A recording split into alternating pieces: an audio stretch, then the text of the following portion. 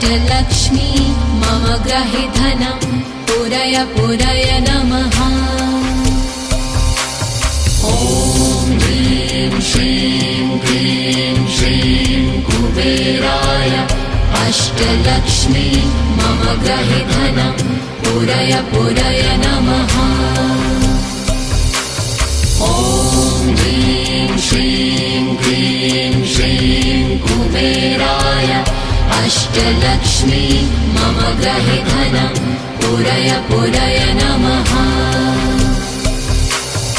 ॐ ह्रीं श्रीं क्लीं श्रीं कुबेराय अष्टलक्ष्मी मम ग्रहे धनं पुरय पुरय नमः।